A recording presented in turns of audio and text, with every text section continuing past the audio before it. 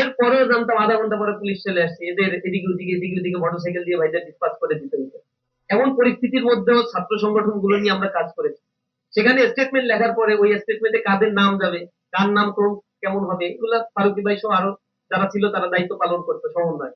সেখানে ছাত্র দল স্টেটমেন্ট দিবে না, সম্মিলিতভাবে ফ্যাসিবাদের বিরুদ্ধে আন্দোলন করবো, তারা আমাদের আন্দোলনে সাড়া দিবে না। তারা এমপি আবার বামদের নিয়ে কিছু কিছু দল নিয়ে তারা আবার জোট করেছিল তখন। সেই জোট ফ্যাসিবাদ বিরোধী জোট করে তারা মিছিল করেছিল, প্রোগ্রাম করেছিল। সেই প্রোগ্রামে ইঞ্জিনিয়ারিং ইনস্টিটিউটের হল রুম ভরে না।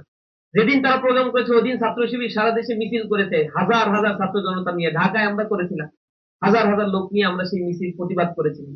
তখনও তাদেরকে পাশে পাই নাই। রাজপথে দাঁড়ালে তাদের ছাত্রদেরকে ক্যাম্পাস গুলোতে কোথাও খুঁজে পাওয়া যায় না। এখন তারা মহা বিপ্লবী হয়ে গিয়েছে। আর এই বিপ্লবী গুলো এখন হুঙ্কার দেয় আমাদের বিরুদ্ধে। তাদের যে হেডন কতটুকু, সক্ষমতা কতটুকু, ওগুলো 25 বছর ধরে আমাদের জানা আছে, সবকিছুই আমরা দেখেছি তাদের। সুতরাং তাদেরকে আমরা সতর্ক করি। তারেক রহমানের আশেপাশে যাদের বসিয়েছে উপদেষ্টা, আপনারা দেখবেন চাটুকার যারা টকশোতে এসে চাটুকারিতা করছে, চাটুকারিতার ফলস্বরূপ উপদেষ্টা হয়ে গেছে সচিব পদমর্যাদায়। বিসিএস করে আর লাভ থাকি, দলের পেছনে চাটুকারিতা করলেই হয়। আরে কত কষ্ট করে একটা মানুষ বিসিএস করে সচিব হয়। আর এর যে টকশোতে গিয়ে এই লোকটা আমার সাথে যখন দেখা হইতো, এদের প্রোগ্রামে আমরা বিভিন্ন সময় আমাদের হেল্প চাইতো, সেই মানুষগুলো এখন 360 ডিগ্রি অ্যাঙ্গেলে এগেইনস্টে আমাদের বিরুদ্ধে কথা বলে। একদিন এক এম্বাসি প্রোগ্রামে পার্সোনালি আমার সাথে ডেকে বলতেছে, আমার আর রাজনীতির ভবিষ্যৎ নাই, করবো না, এ হবে না, কি হবে, দলের অবস্থা খারাপ। তখন বুঝলাম যে এগুলো হচ্ছে মেন্টালিটি, হচ্ছে রাজনীতি কিছু খাওয়ার জন্য। আর যখন দেখেছে চাটুকারিতা করার সুযোগ আসছে, চাটুকারিতা করে এখন জায়গা মতো চলে গেছে। এখন আমি জানি না তারেক রহমান সাহেবের বুদ্ধিশুদ্ধিত রাজনীতিতে কিছু থাকতে হয়, তিনি এমন লোকদেরকে তাদের পাশে বসিয়েছেন যে লোকগুলাই তাদেরকে ধ্বংস করার জন্য যথেষ্ট হবে। তো এরা টেনে নামাবে, তাদের টেনে নামাবে। তারা যে দলীয়করণ, নগ্ন দলীয়করণ করেছেন, গণভোটের রায়ের ব্যাপারগুলো বলা হলো। কেন তারা বলেছিল আগে নির্বাচনের আগে অক্ষরে অক্ষরে পালন করবো? বেইমানি কাকে বলে? মুনাফিক শব্দটা আমি ব্যবহার করতেছি না আজকে।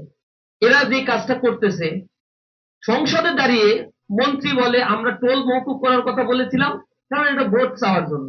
তো এখন ভোট পেয়ে গেছি, এখন ওই টোল মওকুফের এই বিষয়টা তো এটা ফিজিবল না। মানে চিন্তা করতে পারে না একটা রাজনীতিবিদ কতটা ফ্রড হতে পারে।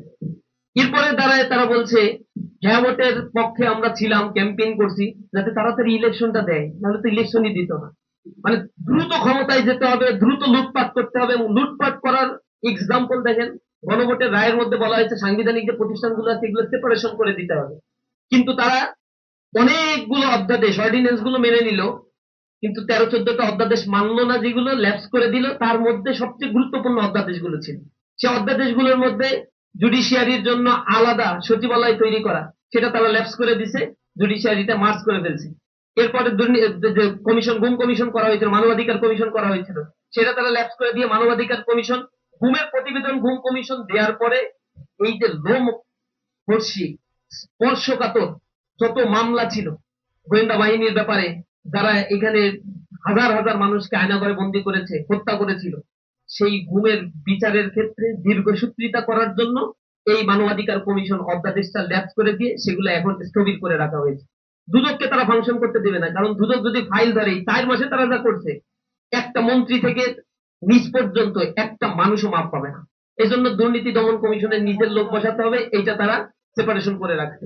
এরপরে নির্বাচন কমিশনের বলা হয়েছে এটা স্বাধীনভাবে পরিচালিত হবে, কিন্তু এটা তারা মানবে না। এটা মানলে তারা সামনে যে মাগুরা মার্কা নির্বাচন, শেরপুর মার্কা নির্বাচন, বগুড়া মার্কা নির্বাচন, এই নির্বাচন আর করতে পারবে না। এরা এরা যে কি করবে এগুলো আমাদের বোঝা হয়ে গেছে।